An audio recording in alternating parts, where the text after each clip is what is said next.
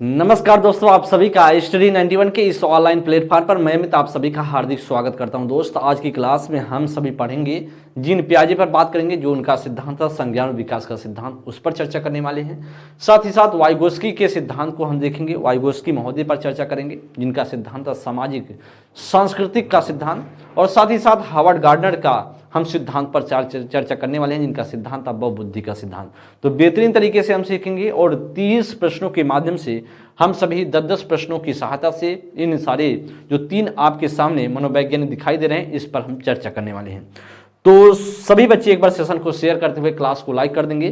पहला क्वेश्चन आप सभी की स्क्रीन पर होगा और जीन पियाजे से संबंधित पहला प्रश्न स्क्रीन पर दिखाई दे रहा है, और इसके लिए बताएंगे कौन सा इसमें से राइट आंसर बन सकता है। कह कि जीन पियाजे के संज्ञानात्मक विकास के सिद्धांत में पूर्व संक्रियात्मक अवस्था में विकास की मुख्य गुण क्या होता है। देखिए दोस्तों, जीन पियाजे की जब आप चर्चा करते हैं तो इनका सिद्धांत संज्ञानात्मक विकास का सिद्धांत कहलाता है, जो कॉग्निटिव डेवलपमेंट की थ्योरी के नाम से जाना जाता है। इनके सिद्धांत में 4 अवस्थाएं थी। 4 अवस्थाओं में पहला इनका जो अवस्था था संवेदी पेशी अवस्था है, संवेदी गामक अवस्था, 0 से 2 वर्ष इन्होंने बताया। दूसरे को इन्होंने बताया पूर्व संक्रियात्मक अवस्था, जिसकी एज इन्होंने रखी 2 से 7 वर्ष, जिसे बोलते हैं प्री ऑपरेशनल स्टेज। और तीसरी इन्होंने बताया जिसे हम जानते हैं मूर्त संक्रियात्मक अवस्था, 7 से 11 वर्ष, और इसका नाम उन्होंने रखा कंक्रीट ऑपरेशनल स्टेज। और इन्होंने चौथी अवस्था की बात करी जिसे औपचारिक संक्रियात्मक अवस्था के नाम से बताया, और 11 से 15 वर्ष रखी, जिसे हम बोलते हैं फार्मर ऑपरेशनल स्टेज। और इस बात को आप लोग ध्यान देंगे, और इन चारों अवस्थाओं से संबंधित आप सभी के सामने प्रश्न होंगे, क्योंकि देखिए दूसरे अवस्था की बात आपके सामने आ ही गई। तो पूर्व संक्रियात्मक अवस्था की एज मैंने अभी आपको बताई कि पूर्व संक्रियात्मक अवस्था का एज उन्होंने क्या बताया था, 2 से 7 वर्ष बताया था। कितना बताया था? 2 से 7 वर्ष बताया था। अब कह रहा है कि विकास के जो 2 से 7 वर्ष की अवस्था है, विकास का मुख्य गुण क्या होता है, इसमें विकास कैसे आगे बढ़ता है, ऐसा उनके द्वारा पूछा जा रहा है। कह रहा परिकल्पनात्मक निगनात्मक सोच की तरह, कह रहा संरक्षण और पदार्थों को क्रमबद्ध करने की क्षमता, कर अमूर्त सोच का विकास या विचार सोच में केंद्रीकरण। तो दोस्त, इसमें से आप पूछ रहा है कौन सा इसमें से राइट होगा। कर परिकल्पनात्मक निगनात्मक सोच की बात हो रही है, गलत होगा। परिकल्पनात्मक निगनात्मक सोच की बात करें तो यह उनके द्वारा चौथी अवस्था में बताया गया, जिसे हम बोलते हैं औपचारिक संक्रियात्मक अवस्था या अमूर्त संक्रियात्मक अवस्था के नाम से बोल सकते हैं। अच्छा, संरक्षण और पदार्थों को क्रमबद्ध करने की क्षमता उनके द्वारा तीसरी अवस्था में बताई गई कि बच्चा जब तीसरी अवस्था में पहुंचता है, जिसको बोला जाता है मूर्त संक्रियात्मक अवस्था, उसमें बच्चे में विशेषता आती है। तो इसलिए ना होगा ए ना होगा बी। अच्छा, अमूर्त सोच का विकास, तो अमूर्त सोच का विकास आपको वैसे भी लग रहा होगा चौथी अवस्था में जाएगा, इसलिए नहीं होगा दोस्त। तो विचारों या सोच में क्या करना, केंद्रीकरण हो जाना, एक किसी बिंदु पर एक सेंट्रलाइजेशन हो जाना, किसका, थिंकिंग का, जो सोच है किसी एक बिंदु पर फोकस होकर सोचना। केंद्रीकरण का गुण चौथी अवस्था में होता है, दूसरी अवस्था में आता है, और इसे हम बोलते हैं, तो दूसरी अवस्था का नाम क्या है, उसे पूर्व संक्रियात्मक अवस्था मैंने आपको बताया ही। और इसीलिए दोस्तों इसमें से क्या राइट आंसर बनेगा, वह ऑप्शन संख्या डी बनेगा। ऑप्शन संख्या डी में देख रहे होंगे सेंट्रलाइजेशन इन थॉट या थिंकिंग, तो कहीं ना कहीं सोच या जो विचार है उसका सेंट्रलाइजेशन हो जाना, केंद्रीकरण होने जाना, आपका राइट ऑप्शन बनेगा। सेकंड ऑप्शन जो सेकंड अवस्था में आती है। नेक्स्ट प्रश्न संख्या 2 है, कहना जीन पियाजे के अनुसार बच्चे अमूर्त संक्रियात्मक अवस्था में कैसे सीखते हैं। जीन पियाजे के हिसाब से पूछ रहा है, बच्चे अमूर्त जो है संक्रियात्मक अवस्था की बात हो रही है, तो मैंने आपको बताया था अमूर्त संक्रियात्मक अवस्था का एज कितना होता है, 11 से 15 वर्ष होता है। अब 11 से 15 वर्ष की एज में बच्चा कैसे सीखता है, इसकी बात हो रही है। करा कि संरक्षण, वर्गीकरण व श्रेणीबद्धता करने में सक्षम नहीं, करा कौन सक्षम नहीं, या फिर करा प्रतीकात्मक और सांकेतिक खेलों में भाग लेना प्रारंभ करते हैं। करा परिकल्पनात्मक निगनात्मक तर्क और प्रतिज्ञप्ति चिंतन करने में समर्थ, करा केंद्रीकरण और अनुक्रमणीय सोच में आबद्ध। तो दोस्तों 11 से 15 वर्ष की बात हो रही है, तो 11 से 15 वर्ष को मैंने आपको बताया था चौथी अवस्था आती है।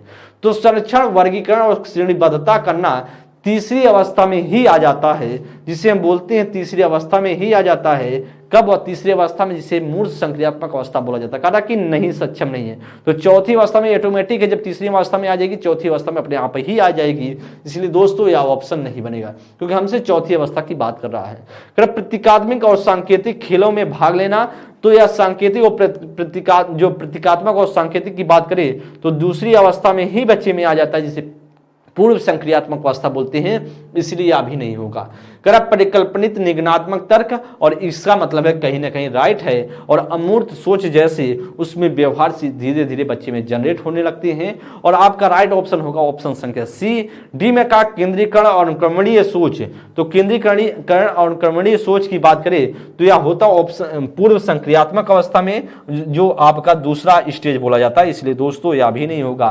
तो राइट ऑप्शन आपका पूरी तरीके से सेकंड का क्या बनेगा? वह सी ऑप्शन राइट आंसर हो जाएगा। अच्छा, नेक्स्ट प्रश्न पर चलते हैं आगे। प्रश्न संख्या 3 की चर्चा करते हैं। करेंगे 5 वर्षीय नसीमा को यह लगता है कि चिकनी मिट्टी के गोले को यदि दबाकर एक साव के रूप में परिवर्तित करे तो चिकनी मिट्टी बढ़ जाती है। जीन पियाजे के अनुसार उसकी सोच के पीछे कौन सा तर्क है? कर जीववाद का, केंद्रीयता का, परिकल्पनित निगमनात्मकता का, या संक्रमण परिणाम निकालने की? तो बताएंगे दोस्त, इसमें उसके सोच के पीछे क्या तर्क है? 5 वर्षीय नसीमा है। अच्छा, 5 वर्षीय नसीमा, इसका मतलब कहीं ना कहीं दोस्त बात करें तो दूसरी अवस्था की बात हो रही है, जिसे पूर्व संक्रियात्मक अवस्था बोलते हैं। अच्छा, दूसरी अवस्था की जब चर्चा हो रही है तो हम देख लेते हैं दूसरी अवस्था में क्या क्या चीजें पाई जाएंगी। दूसरी अवस्था में क्या क्या चीजें पाई जाएंगी, और इसका एज आप जानते हैं 2 से 7 वर्ष होता है। 2 से 7 वर्ष है तो कहीं ना कहीं 5 वर्ष उसी के बीच में जाएगा। तो कह रहे कि चिकनी मिट्टी के गोले को आप क्या करें? गोले को दबाकर, अगर दबा रही है, करे कि सांप के रूप में परिवर्तित करे, करे कि मिट्टी पहले जितनी थी उससे ज्यादा मिट्टी हो गई, तो कहीं ना कहीं एक बिंदु पर खूब सोच रही, उसको लगता है जो लंबा है उसमें ही ज्यादा मिट्टी है, तो कहीं ना कहीं उसके विचार एक बिंदु पर फोकस हो गए रहे हैं, और इसीलिए जो राइट ऑप्शन बनेगा वह बी ऑप्शन बनेगा। देखिए, जीववाद तब होता है जब निर्जीव को सजीव समझा जाता है, तो निर्जीव और सजीव की कोई बात यहाँ पर है नहीं।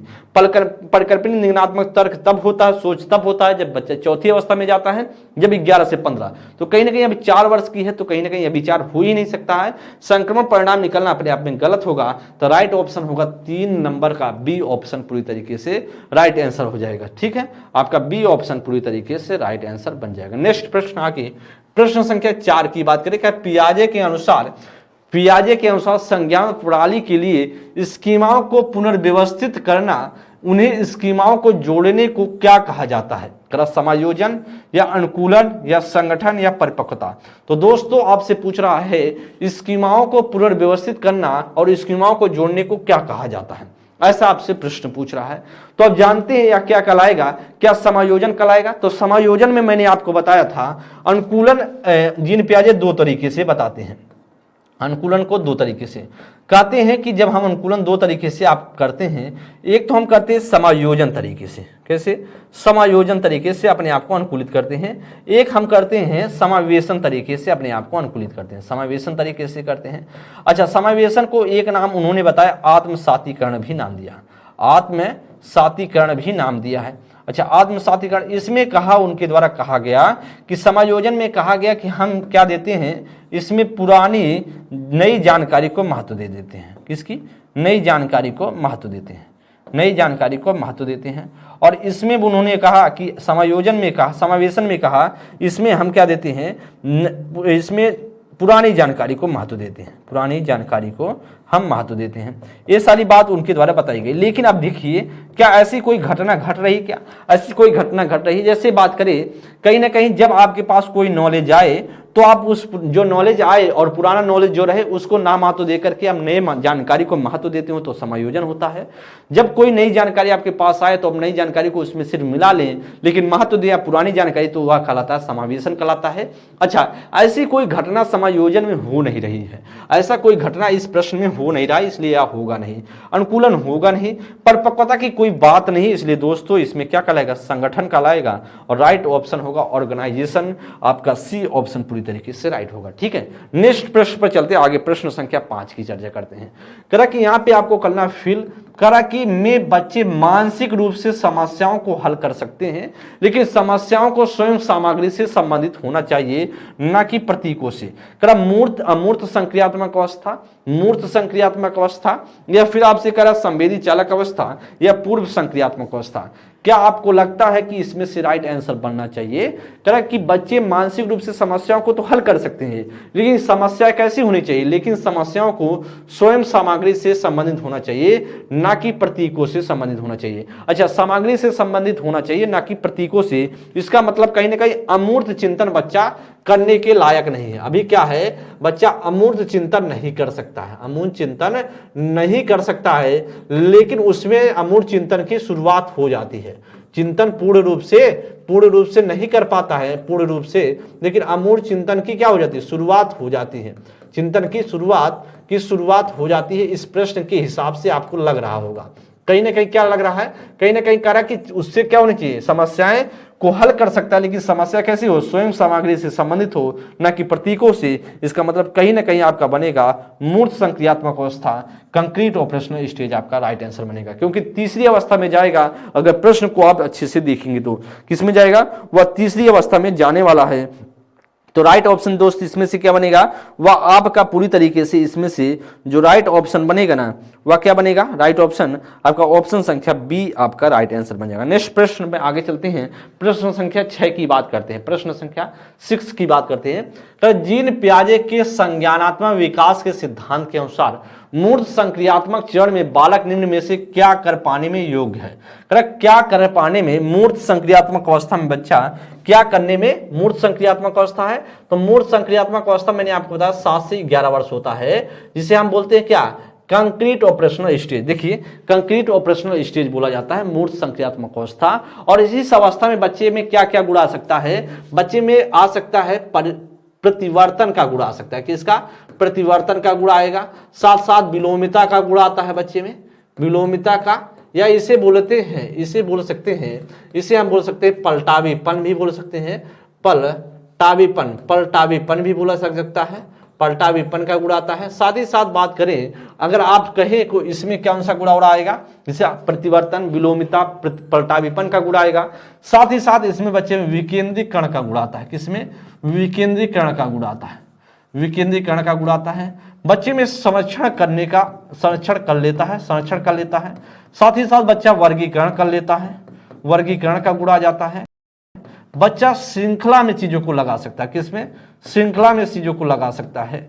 बच्चा और क्या कर सकता है? बच्चा क्रम में परिपक्व हो जाता है, क्रम में परिपक्व हो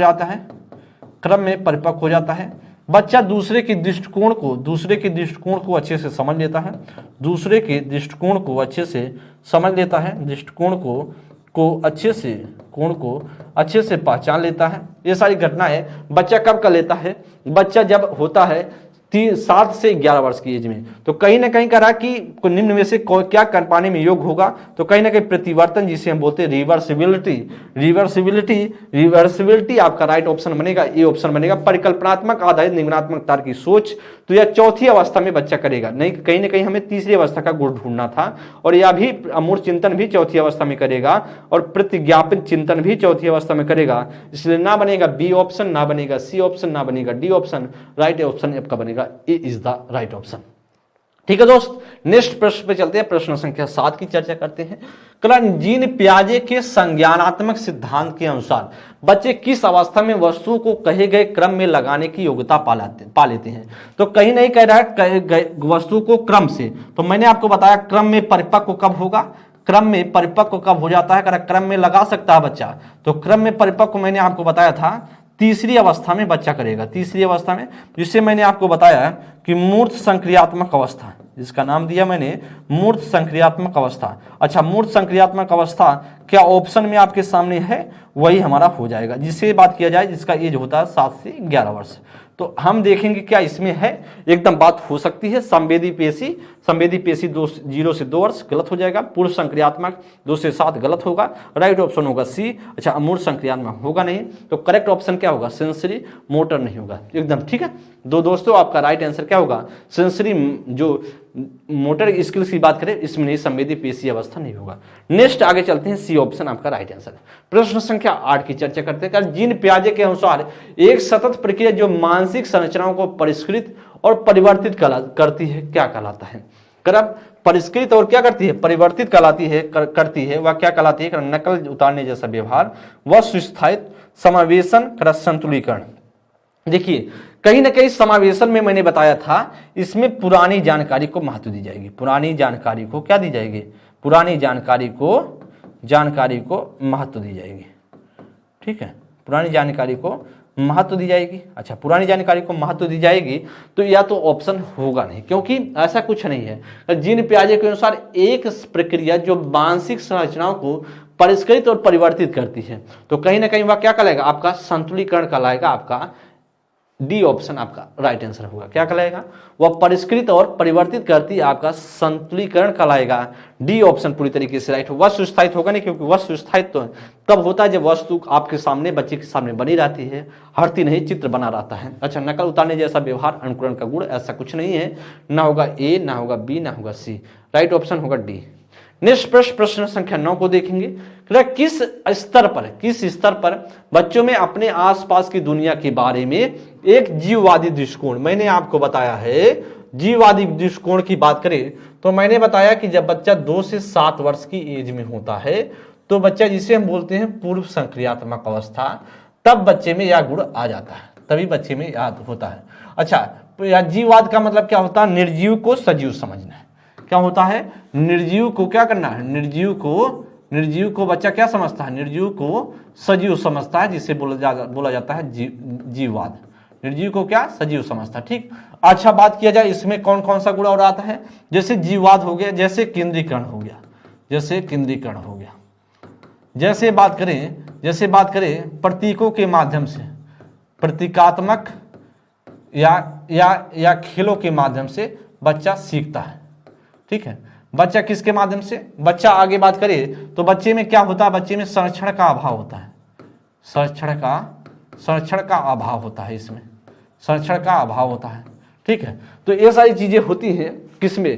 पूर्व संक्रियात्मक अवस्था में। तो कहीं ना कहीं जीववाद भी हो रहा, तो कहीं ना कहीं आपका क्या बनेगा? आगे बात करें कह रहा कि होता है, और वे मानते हैं कि पेड़ पौधे चलते हुए और बादल लुढ़कते हुए पत्थरों जैसे मंशाएं हो सकती हैं। संवेदी चालक अवस्था, पूर्व संक्रियात्मक अवस्था, या मूर्त संक्रियात्मक अवस्था, अमूर्त संक्रियात्मक अवस्था।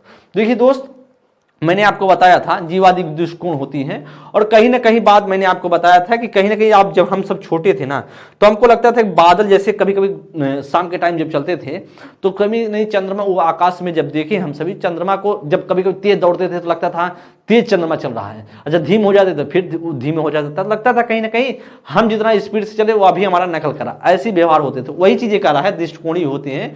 पेड़ पौधे, कभी कभी हम सब बस में बैठते थे तो लगता था कि पेड़ पौधे चल रहे हैं, बस नहीं चल रही, ऐसी कोई भावना होती थी। तो ये सारी चीजें आपके बी ऑप्शन बनेगा, पूर्व संक्रियात्मक अवस्था में बनेगा। कब? पूर्व संक्रियात्मक अवस्था, जिसे बोलते हैं pre operational stage. B option is the right answer. Next प्रश्न संख्या 10 है, और जीन पियाजे का आज का अंतिम प्रश्न। पियाजे के अनुसार आनुवांशिक रूप से क्रमादेशी जैविक परिवर्तनों का होना क्या कहलाता है? संतुलन कहलाता है, या अनुकूलन, या परिपक्वता, या सामाजिक प्रसारण? तो मैंने आपको बताया जैविक परिवर्तनों का होना, तो जैविक परिवर्तनों का होना उनके द्वारा बोला जाता है परिपक्वता कहलाता है। क्या कहलाता है? परिपक्वता कहलाता है। और वह मानते थे कि बच्चा कैसे सीखता है? बच्चा वातावरण से अंतःक्रिया करता है।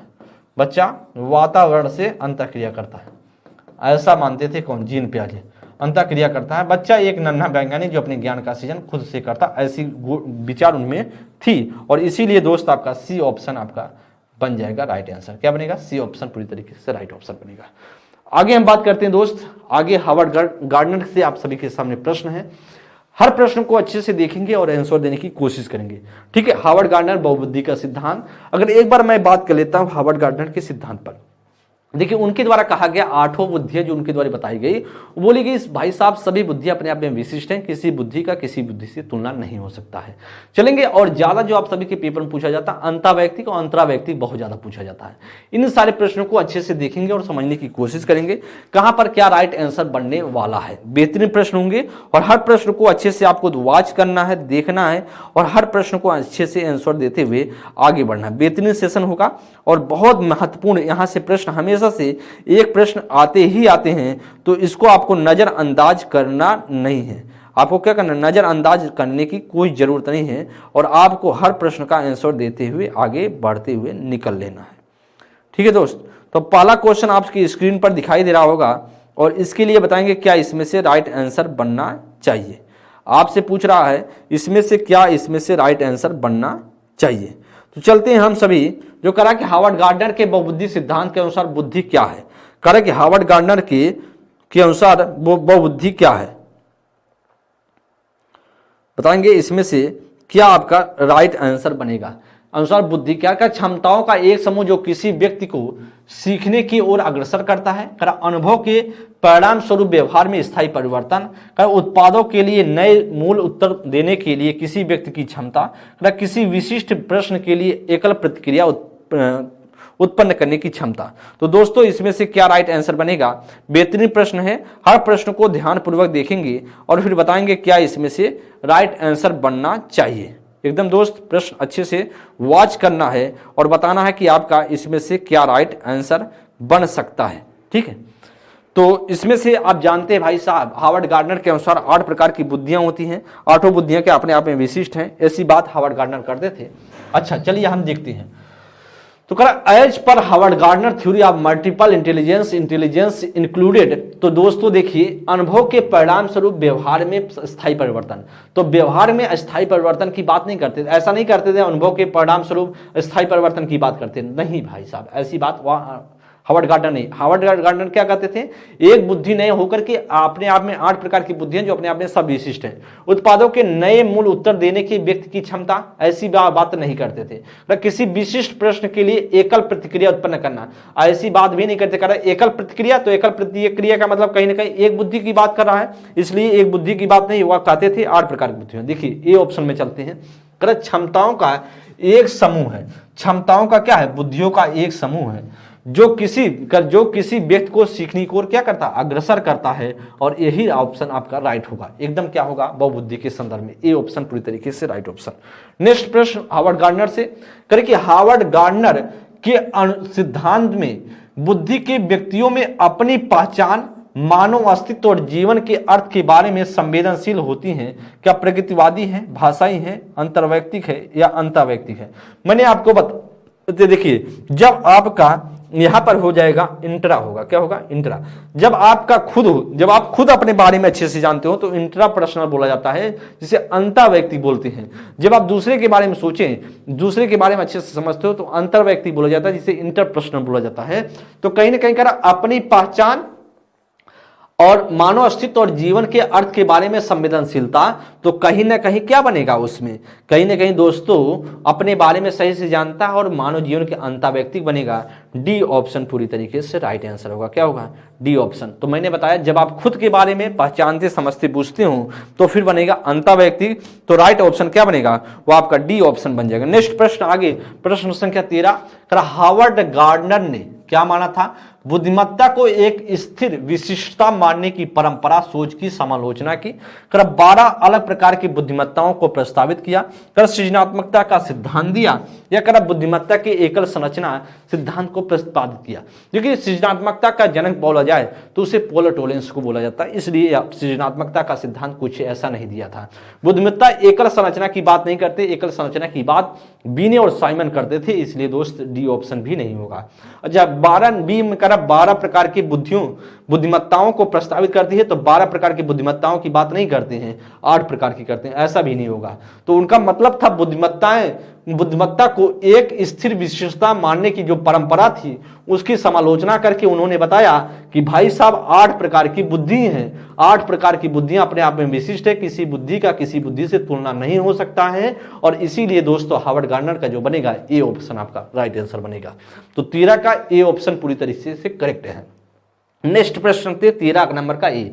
14 नंबर के लिए निम्नलिखित में से कौन सी व्याख्या हार्वर्ड गार्डनर द्वारा प्रतिपादित तार्किक गणितीय बुद्धि का उल्लेख करती है? अच्छा, तार्किक गणितीय बुद्धि मैंने आपको बताया था जिसमें गणितज्ञ, जिसमें वैज्ञानिक, जिसमें तर्क करने की क्षमता अच्छी तरीके से, उसी में तार्किक गणितीय बुद्धि पाई जाएगी। करा कि मानवीय अस्तित्व के मामले पर सोचने का सामर्थ्य और संवेदनशीलता, कर ध्वनि और ताल के प्रति संवेदनशीलता, कर स्थानों के पैटर्न के पहचानने और उनमें हेर फेर करने की क्षमता, कर समस्याओं को तर्कपूर्ण तरीके से विश्लेषण करने और मसलों के वैज्ञानिक दृष्टि से विश्लेषण करने की क्षमता। तो दोस्तों जो ये आपसे पूछ रहा है तार्किक गणितीय बुद्धि, तो क्या मानवीय अस्तित्व के मामले में सोचने और सामर्थ्य की संवेदनशीलता, तो कहीं मानवीय अस्तित्व की बात कर रहा है, मामले पर सोचने की बात कर रहा है, सोचने और संवेदनशीलता की बात रही है, तो या कहीं ना कहीं तार्किक गणितीय बुद्धि की बात नहीं हो रही है, गलत होगा। अच्छा, करा कि ध्वनि ताल की बात हो रही है, तो ध्वनि ताल में मैंने आपको बताया था इसमें जिसमें संगीत की बुद्धि पाई जाएगी ध्वनि ताल वाला वह रहेगा, तो इसमें बुद्धि ध्वनि ताल वाले में नहीं पाई जाएगी तार्किक गणितीय में। करा स्थानों के पैटर्न की बात करें तो स्थानिक बुद्धि वाले में पाया जाएगा, तो यह भी नहीं होगा। करा समस्याओं को तर्कपूर्ण तरीके से विश्लेषण करेगा, एनालिसिस कर सकता है, और साथ साथ वैज्ञानिक जो साइंटिफिक जो आपका एक तरीके से उस तरीके से खोज करेगा, विवेचन करने की क्षमता उसमें होगी। और राइट आंसर क्या होगा आपका? डी ऑप्शन पूरी तरीके से राइट आंसर बन जाएगा। क्या बनेगा? डी ऑप्शन बनेगा प्रश्न संख्या 14 का। 15 के लिए कल निम्नलिखित में से कौन सी विशेषता हार्वर्ड गार्डनर द्वारा प्रतिपादित अंतःवैयक्तिक बुद्धि का आलेख करती है? कौन सा अंतःवैयक्तिक बुद्धि का आलेख करती है, ऐसा प्रश्न आपके सामने है। तो अंतःवैयक्तिक की बात हो रही ना, अंतःवैयक्तिक की बात हो रही है, तो कहीं ना कहीं देखेंगे यहां पर बात किया जाए तो कौन सा है? इंटरपर्सनल है कि बात किया जाए इंटरपर्सनल होगा दोस्तों। तो कहीं ना कहीं आपका इसमें से बात किया जाए आपका तो अंतःवैयक्तिक है ना, इंटरपर्सनल। ओके चलिए, तो अंत यहां पर उड़ंतुआ में लगाएंगे, ठीक है, अंतर्वैयक्तिक। तो निम्नलिखित में से कौन सी विशेषता हार्वर्ड गार्डनर द्वारा प्रतिपादित अंतर्वैयक्तिक बुद्धि का आलेख है? कर मौखिक और लिखित भाषा के प्रति संवेदनशीलता, कर ध्वनि और ताल के प्रति संवेदनशीलता, कर दूसरे के विचारों को इच्छाओं को समझने की क्षमता या खुद को समझने की क्षमता। तो कहीं ना कहीं इंटरपर्सनल है, तो मैंने आपको इंटरपर्सनल बताया था जो दूसरे के बारे में अच्छे तरीके से पहचान जाए, ठीक है। मौखिक और लिखित भाषा के प्रति संवेदनशीलता, तो लिखित भाषा की बात करें मौखिक रूप से करेंगे तो कहीं ना कहीं इसमें क्या भाषाई बुद्धि की बात हो रही है, भाषाई बुद्धि की बात हो रही है। तो भाषाई बुद्धि वाला इसमें से हमसे नहीं पूछ रहा है, हमसे कौन सा पूछ रहा है? अंतर्वैयक्ति पूछ रहा है, तो इसलिए ये ऑप्शन नहीं बनेगा। अच्छा, ध्वनि ताल की संवेदनशीलता तो संगीतमय वाला होगा, तो संगीतमय वाला बी ऑप्शन है, नहीं होगा, क्योंकि दूसरे के विचारों को इच्छाओं को समझ पाना एकदम सही है, सी ऑप्शन होगा। खुद की बात करता तो इंट्रापर्सनल करता, और इसीलिए दोस्त यह भी क्या होगा? गलत हो जाएगा, यह भी क्या होगा? गलत होगा। 15 नंबर के लिए सी ऑप्शन पूरी तरीके से राइट है। नेक्स्ट प्रश्न पर चलते हैं आगे। 16 नंबर के लिए हार्वर्ड गार्डनर के बहुबुद्धि सिद्धांत के अनुसार किस बुद्धि वाले व्यक्ति में अमूर्त विचार के साथ कार्य करते हैं और प्रतीकों का हेर फेर कर समस्या समाधान कर सकते हैं? सृजनात्मक वाला या स्थानिक वाला या तर्कशास्त्री गणितीय वाला या प्रकृतिवादा? देखिए दोस्तों, आपको पता होगा कि देखिए जो 8 प्रकार की बुद्धियों की उन्होंने बात की, 8 प्रकार की बुद्धियों में उन्होंने सृजनात्मक बुद्धि की बात नहीं की थी, उसमें उन्होंने सृजनात्मक प्रकार की बुद्धि की बात नहीं की थी, इसलिए सृजनात्मक वाला अपने आप में क्या होगा? गलत होगा। स्थानिक बुद्धि की बात करें, स्थानिक बुद्धि तब का आता है जब स्थान की नॉलेज होता है, तो इस कहीं ना कहीं स्थान की बात नहीं हो रही, कहीं ना कहीं क्या अमूर्त चिंतन की बात हो रही ना, अमूर्त चिंतन की जब बात हो रही है तो तार्किक गणितीय बुद्धि कहीं ना कहीं इसमें बात की जा रही है, तार्किक गणितीय बुद्धि की बात हो रही है, इसलिए दोस्तों स्थानिक बुद्धि भी नहीं बनेगा। अच्छा, प्रकृतिवादी तब होता है जब प्रकृति से लगा होता है, जैसे किसान माली ये सभी होता है, यह भी नहीं होगा। राइट ऑप्शन क्या बनेगा? हमारा सी ऑप्शन पूरी तरीके से राइट होगा। 16 नंबर के लिए सी ऑप्शन पूरी तरीके से करेक्ट ऑप्शन, 16 नंबर का सी ऑप्शन। नेक्स्ट प्रश्न संख्या 17 की बात करेंगे। हार्वर्ड गार्डनर के अनुसार निम्नलिखित में से कौन सा कथन सही नहीं है?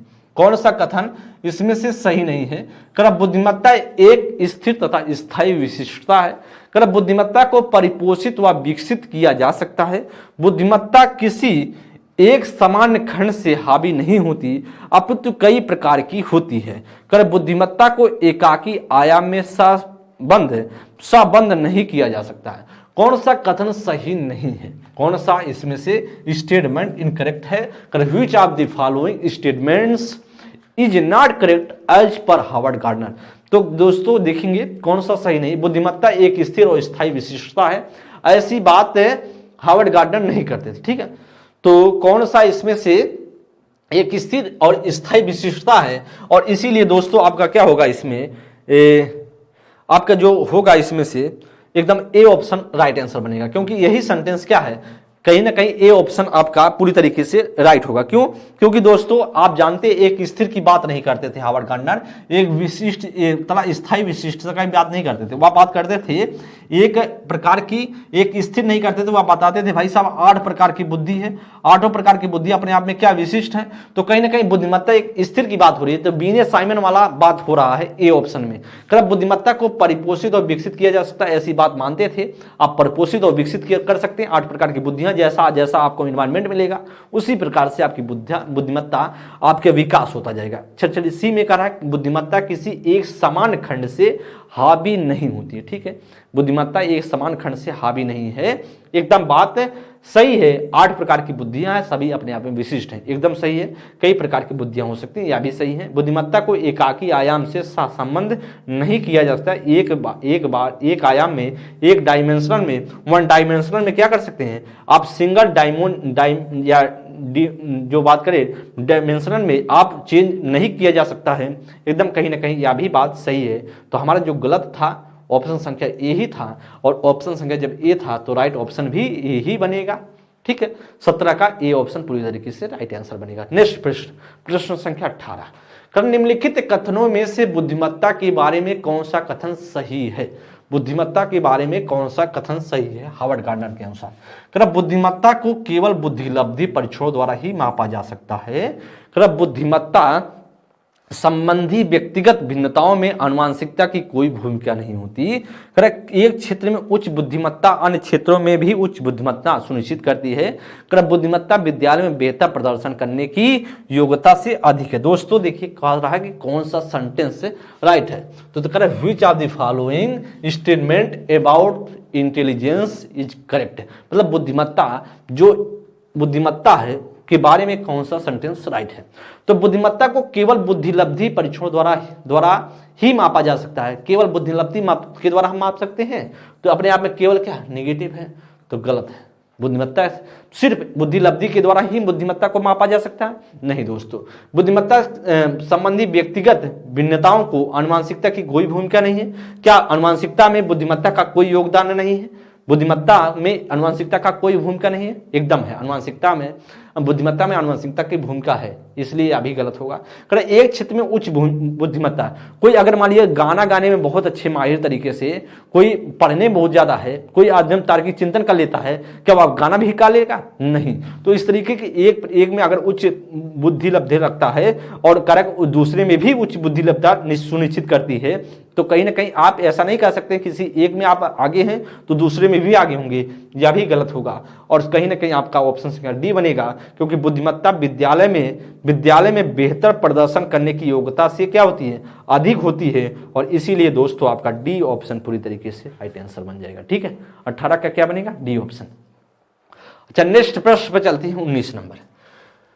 तरह के हार्वर्ड गार्डनर के अनुसार एक कक्षा में तरह तरह के अध्यापन रणनीतियों का बेहतर होना जरूरी है, क्योंकि यह बहुबौद्धिकता को निष्पादित करने में मददगार है, यह समान बौद्धिकता को बढ़ाने में मददगार है, यह तारक विद्यार्थी बनाने में मददगार है, यह व्यवहारिक बुद्धिमत्ता को बढ़ाने में मददगार है। दोस्तों इसमें से क्या राइट आंसर बन सकता है हार्वर्ड गार्डनर के अनुसार? 19 नंबर प्रश्न बेहतरीन प्रश्न है, और इसके लिए बताएंगे क्या आपका राइट आंसर बनने के लायक है जी, एकदम बताएंगे इसमें से कौन सा राइट आंसर बनने के लायक है। बेहतरीन प्रश्न है दोस्त, इसमें से कौन सा राइट ऑप्शन बनेगा? कह कि हावर्ड गार्डनर के अनुसार कक्षा में तरह तरह की अध्यापन रणनीतियों का इस्तेमाल होना चाहिए। देखिए आप देखते हैं जब आप आईसीएसई सीबीएसई बोर्ड में बच्चे आपके पढ़ते होंगे तो सिर्फ पढ़ाई नहीं होती, उसके साथ साथ आप देखेंगे संगीत का भी संगीत भी उन्हें सिखाया जाता है। उन्हें अलग अलग तरीके से डांस, अलग अलग तरीके की एक्टिविटी सिखाई जाती है। क्यों सिखाई जाती है? क्योंकि बच्चे में अलग अलग तरीके से क्षमता जनरेट किया जाए। बच्चा जैसे आप देखे होंगे गांव के जो बच्चे हैं उसमें देखेंगे पढ़ाई में बहुत तेज होंगे, लेकिन और भी एक्टिविटीज में सिर्फ बोलने में भाषाई बुद्धि बहुत ज़्यादा अच्छी तरीके से नहीं होगी। उनमें अलग एक्टिविटी जैसे डांस का प्रोग्राम है, इस तरीके से चीज़ें नहीं करने की आदत, संगीत में भी अच्छे नहीं होते हैं। और वही देखेंगे आप सीबीएसई आईसीएसई का कोई बच्चा होगा तो सब बहुत हर कार्यों में करने में माहिर होता है। क्यों? क्योंकि तरह तरह की उसमें से एक्टिविटीज उसके बच्चों को कराए जाते हैं। तो वही कह रहा है कि जो हावर्ड गार्डनर के अनुसार तरह तरह की जो रणनीतियां हैं उससे इस्तेमाल होना जरूरी है, क्योंकि यह बौद्धिकता को क्या करता है? निष्पादित करने में मददगार होता है। मतलब कहीं ना कहीं बुद्धि को बढ़ाने में यह मददगार होता है। एकदम सही है, ऑप्शन संख्या ए राइट होगा। समान बौद्धिकता को बढ़ाने में मददगार है, तो कहीं ना कहीं समान और विशिष्ट की बात ये नहीं करते थे। सामान्य की बात सिर्फ बीने साइमन करते थे और समान और विशिष्ट की बात स्पीयरमैन करते थे। यह भी बात गलत होगी। जब तारक विद्यार्थियों बनाने में मददगार है, तो तारक विद्यार्थी का मतलब है कोई स्टार बनाने में, ऐसा भी कुछ नहीं होगा। व्यवहारिक बुद्धिमत्ता की बात करते ही नहीं थे हावर्ड गार्डनर। इसलिए दोस्तों आपको 19 नंबर का ए ऑप्शन राइट होगा। और आज का हावर्ड गार्डनर का अंतिम प्रश्न है, इसके बाद हम सभी जो देखेंगे वाइगोस्की के प्रश्न देखेंगे। तो बताएंगे दोस्त, हावर्ड गार्डनर के अनुसार अंतरावैयक्तिक बुद्धिमत्ता, तो अंतरावैयक्तिक बुद्धिमत्ता की बात हो रही है, तो अंतरावैयक्तिक बुद्धिमत्ता वाले विद्यार्थियों को क्या विशेषता है? सामाजिक स्थितियों में भली भांति निपटने की क्षमता, दूसरे की भाषा की अर्थ और लय को समझने की क्षमता, स्वयं की जटिल भावनाओं शक्तियों को समझने की ज्ञान, सौंदर्य और सौंदर्य बोध की सराहना। दोस्त इसमें से क्या लगता है कि आपका राइट आंसर बनना चाहिए? एकदम बताएंगे इसमें से क्या राइट ऑप्शन बनना चाहिए। तो कहीं ना कहीं तो अंतरा की बात हो रही है। अंतरा की जब बात होगी तो इसमें इंट्रा की बात होगी। क्या? इंट्रा की बात होगी। ठीक है, तो कहीं ना कहीं दोस्तों करा कि सामाजिक स्थितियों में समझने की भली भांति निपटने की क्षमता, तो निपटने की क्षमता, भली भांति निपटने की क्षमता ऐसी बात नहीं है। सामाजिक स्थितियों से भली भांति निपटने की क्षमता अंतरा में नहीं होती। अंतरा में खुद की भावनाओं को अच्छी तरीके से समझेगा, दूसरे की भाषा और अर्थ को, लय को जानने में तो इंटरपर्सनल होता तब होता, या इसलिए दोस्त यह भी नहीं होगा।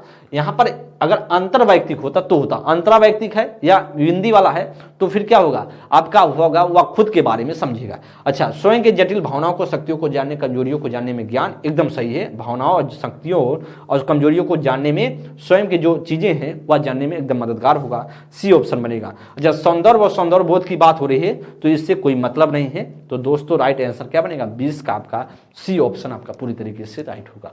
तो दोस्तों आप सभी के सामने 20 का जो बनेगा वह सी ऑप्शन बनेगा। अच्छा, 21 नंबर प्रश्न अब लेव वाइगोस्की से संबंधित प्रश्न होंगे। हर प्रश्न को अच्छे से आप देखेंगे और बताने का प्रयास करेंगे क्या इसमें से राइट आंसर बनने के लायक है। चलिए, लेव वाइगोस्की के संज्ञान विकास का सिद्धांत किस पर आधारित है? देखिए, लेव वाइगोस्की की बात करें तो लेव वाइगोस्की मानते थे बच्चा किससे सीखता है? समाज से। क्या करता है? समाज से अंतःक्रिया करता है। समाज से क्या करता है? समाज से अंतःक्रिया करता है और अंतःक्रिया करके अपने ज्ञान का सृजन करता है। कौन मानते थे? वाइगोस्की मानते थे। वाइगोस्की मानते थे जेडपीडी की बात करते थे। वाइगोस्की स्कैनफोल्डिंग की बात करते थे। स्कैनफोल्डिंग की बात करते थे। जेडपीडी वाइगोस्की की बात करें तो एम की ओ की बात करते थे। एम की ओ की बात करते थे। तरह तरह की इस तरीके से वाइगोस्की बात करते थे। चलिए हम बात करते हैं तरह की आधारित है सामाजिक संरचना पर, व्यवहारवाद पर, मनोविश्लेषण पर, सार्वभौमिकता पर। तो इनका क्या मानना था? सामाजिक संरचना पर, और इनका सिद्धांत ही सामाजिक सांस्कृतिक सिद्धांत, सोशियो कल्चरल थ्योरी के नाम से जाना जाता है। और राइट आंसर क्या होगा? वह 21 का आपका ए ऑप्शन पूरी तरीके से राइट आंसर बन जाएगा। जब व्यवहारवादी थे ही नहीं, मनोविश्लेषण की बात करें तो सिगमंड फ्रायड थे, और सार्वभौमिकता की कोई बात ही नहीं है। तो ना होगा सी, ना होगा बी, ना होगा डी। ए ऑप्शन पूरी तरीके से राइट। 22 नंबर करा कि लेव वाइगोस्की ने बच्चे के स्वयं से संवाद करने की क्रिया को किस शब्द का प्रयोग किया है? निजी संवाद की, या फिर कह रहा उच्च स्वर वार्ता की, पाड़ की, स्कैनफोल्डिंग की, या स्व केंद्रीवाद की। ठीक है, स्व केंद्रीवाद की बात करें जिसे हम बोलते हैं आत्म केंद्रिता बोल सकते हैं, अहम केंद्रिता भी बोल सकते हैं। अहम केंद्रिता की बात कौन करता था? या स्व केंद्रिता, स्व केंद्रीवाद की बात करें तो कौन करता था? वह जीन पियाजे करते थे। जीन पियाजे करते थे। और जीन पियाजे कहते थे जब बच्चा खुद से बात करता है तो उसे हम क्या बोलते हैं, आम केंद्रता शब्द देते थे। लेकिन जीन पियाजे के हिसाब से हमें नहीं पूछा जा रहा है, हमें वाइगोत्स्की के अनुसार पूछा जा रहा है, इसलिए आपका डी ऑप्शन तो नहीं बनेगा। पाड़ की बात करें, जिसे पाड़ को हम क्या बोलते थे, पाड़ को हम बोलते हैं, पाड़ को मचान बोला जाता है, पाड़ को मचान बोला जाता है, या इसे हम बोल सकते हैं दोस्तों, इसे हम बोल सकते हैं स्कैन फोल्डिंग बोला सकता है। क्या, स्कैन फोल्डिंग बोला सकते हैं, स्कैन फोल्डिंग बोल सकते हैं। ठीक है, तो इसी इंग्लिश में स्कैन फोल्डिंग बोलते हैं। तो यह भी पाड़ मचान होगा नहीं, क्योंकि स्कैन फोल्डिंग में शुरुआत में सहायता दी जाती है और तो बच्चे में वर्क किया जाता है। ठीक है, स्कैन फोल्डिंग में। अच्छा, स्वर वार्ता की बात, उच्च स्वर वार्ता की बात, ऐसा कुछ नहीं, तो इसे बोलते थे निजी संवाद, या इसे बोलते थे निजी वार्ता बोल सकते हैं, निजी वार्ता बोल सकते हैं, या इसे हम बोलते हैं प्राइवेट स्पीच, और प्राइवेट स्पीच लिखा भी है, या प्राइवेट स्पीच भी बोलते हैं। और इसका वाइगोत्स्की की बात करें तो वाइगोत्स्की इसे बोलते थे प्राइवेट स्पीच या निजी वार्ता या निजी संवाद बोलते थे। और राइट आंसर हमारा क्या बनेगा, ए ऑप्शन पूरी तरीके से राइट आंसर बनेगा। तो 22 नंबर का A is the right option. Next प्रश्न 23 नंबर की चर्चा करा कि सामाजिक निर्माणवादी सिद्धांतवादी बच्चे को किस तरह से देखते हैं। कोरी पट्टी की तरह, ज्ञान के निष्क्रिय प्राप्तकर्ता की तरह, ज्ञान के निर्माण में शामिल सक्रिय प्राणी के रूप में, लघु वयस्क के रूप में। तो सामाजिक जो निर्माणवादी हैं वह देखते हैं बच्चे को सक्रिय प्राणी के रूप में, और इसीलिए दोस्तों ज्ञान के निर्माण में शामिल सक्रिय प्राणी के रूप में आपका सी ऑप्शन बनेगा। निष्क्रिय प्राणी प्राप्तकर्ता के रूप में ऐसा कुछ नहीं, कोरी पट्टी की तरह आदर्शवाद मानता था, यह भी नहीं होगा, ना होगा ए, ना होगा लघु वयस्क। आपका correct option C is the right option. किसमें, तो आपका बनेगा ज्ञान के निर्माण में सक्रिय, ज्ञान के निर्माण में शामिल सक्रिय प्राणी के रूप में सामाजिक निर्माणवादी सिद्धांतवादी मानते थे, और राइट ऑप्शन सी होगा। 24 नंबर के लिए, किसने प्रस्तावित किया कि नया ज्ञान बच्चे के मौजूदा ज्ञान और समर्थन के साथ जानने में सक्षम होने के बीच में अंतर निर्मित होता है। तो कहीं ना कहीं करा कि जो नया ज्ञान है और मौजूदा ज्ञान है, तो नया ज्ञान और मौजूदा ज्ञान के बीच का अंतर जिसे हम बोलते हैं ZPD, क्या बोलते हैं, ZPD, मौजूदा ज्ञान और ज्ञान के बीच की बात करें, जिसे बोला जाए मौजूदा ज्ञान और ज्ञान के बीच कहीं ना कहीं करा कि नहीं, किसने प्रस्तावित किया कि जो नया ज्ञान बच्चे के मौजूदा ज्ञान के समर्थन के साथ जानने में सक्षम होने के बीच। तो कहीं ना कहीं जो ZPD की बात होती है ना, ZPD कहता है जो आपका पुरानी जानकारी है, पुरानी जानकारी और ZPD मिलकर के, पुरानी जानकारी और ZPD मिलकर क्या बनेगा, वह नई जानकारी बनेगा, नई जानकारी बनेगा। तो इसलिए इससे हम समझ सकते हैं ऐसी बात को। तो इसलिए करें कि पुरानी जो करें कि यहाँ पर सक्षम होने के बीच करें समर्थन के साथ जानने, और करें मौजूदा ज्ञान के साथ जो दोनों का प्लस होगा, नई जानकारी होगा, वह मानते थे लेवाइगोस्की। और इसीलिए दोस्तों आपका ए ऑप्शन पूरी तरीके से राइट ऑप्शन हो जाएगा। क्या होगा, ए ऑप्शन पूरी तरीके से राइट ऑप्शन होगा। अच्छा, जीन पियाजे आपको पता है, जीन पियाजे संज्ञान विकास का सिद्धांत ऐसी कोई बात नहीं करते थे। अच्छा, हार्वर्ड गार्डन के बारे में तो आपको पता ही है।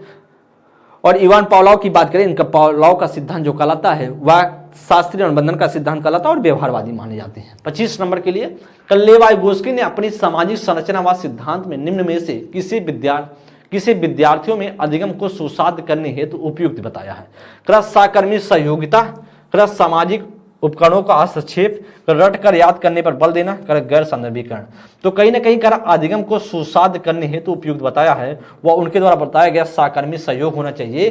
क्या होना चाहिए, पीयर कोऑपरेशन होना चाहिए, कोऑपरेशन होनी चाहिए। जैसे सामूहिक सहयोगिता से अगर काम करेंगे ना तो आप बेहतर सीखेंगे। उनका मानना था आप सहयोग के साथ आप बच्चे की एक दूसरे के बाद एक साथ अंतःक्रिया करके सीखते हैं, समाज से अंतःक्रिया करके सीखते हैं। और इसीलिए 25 का जो बनेगा वह आपका ए ऑप्शन पूरी तरीके से राइट ऑप्शन बनेगा। नेक्स्ट प्रश्न आगे 26 नंबर की चर्चा।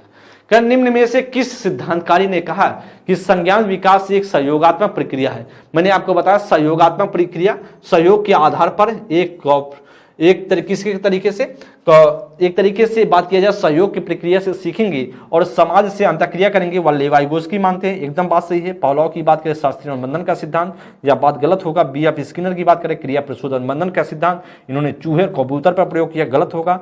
वाटसन की बात करें तो वाटसन व्यवहारवाद के जनक बोले जाते हैं। उनकी पुस्तक है बिहेवियरिज्म, और इनका मानना था कि हम उद्दीपक वातावरण में मौजूद है और उसी उद्दीपक के प्रति अनुक्रिया करते हैं, क्योंकि व्यवहारवादी थे तो इसलिए माने जाते थे दोस्तों। इसलिए हमारा डी ऑप्शन ऑप्शन भी नहीं बनेगा, ए ऑप्शन पूरी तरीके से राइट होगा।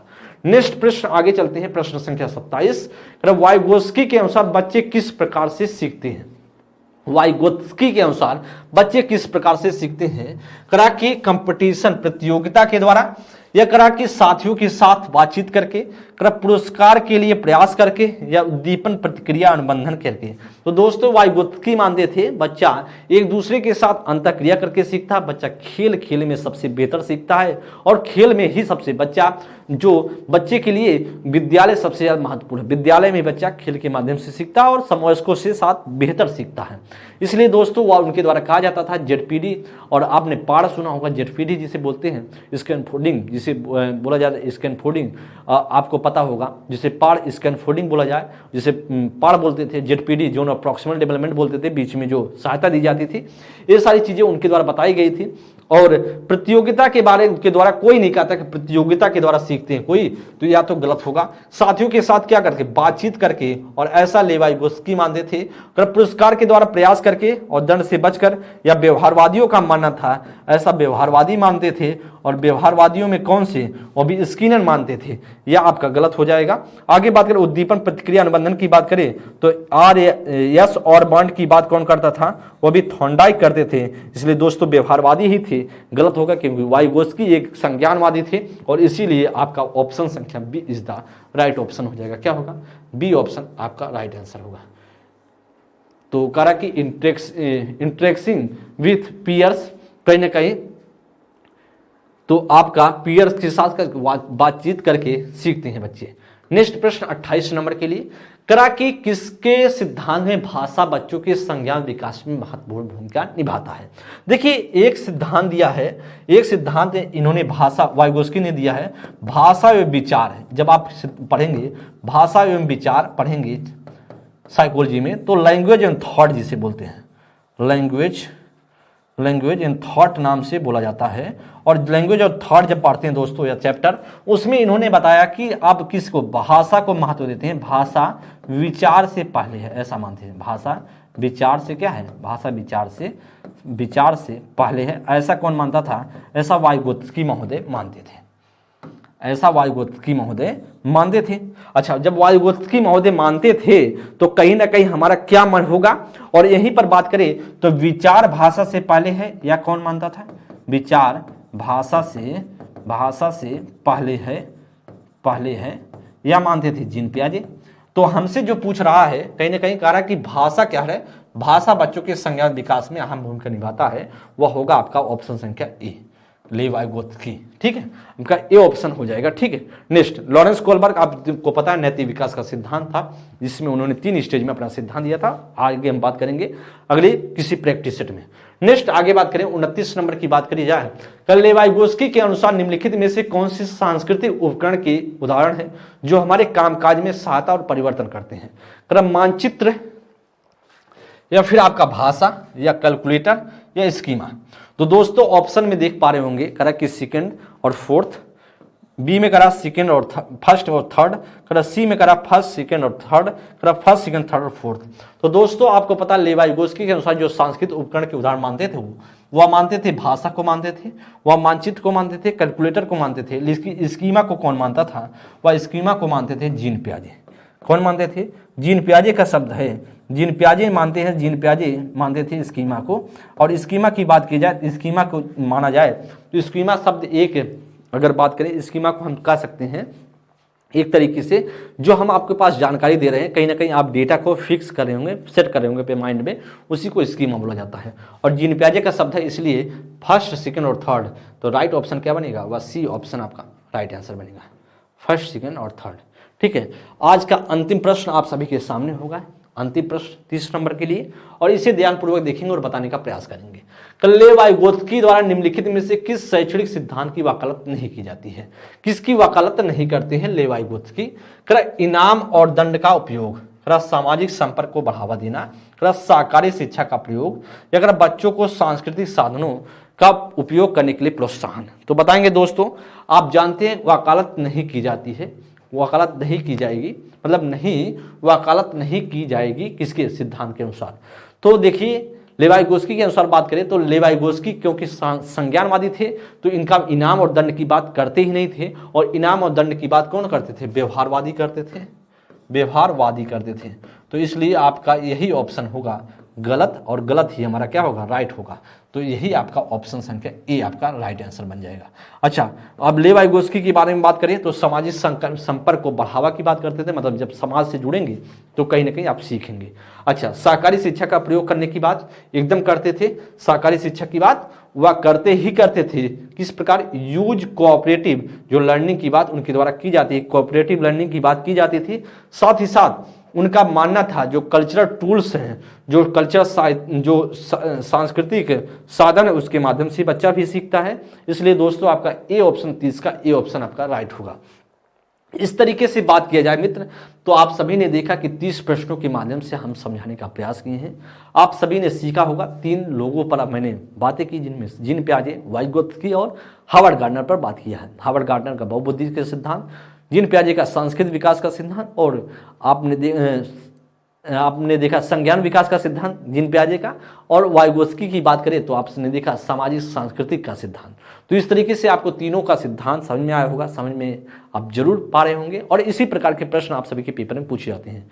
नेक्स्ट क्लास में हम सभी चलेंगे और चीज़ों को किसी नेक्स्ट टॉपिक पर बात करेंगे। तब तक के लिए दोस्त बहुत बहुत धन्यवाद। आप सभी स्वस्थ रहें, मस्त रहें, और वीडियो को अच्छे से वॉच करें, समझे, बूझे और पढ़ते रहें।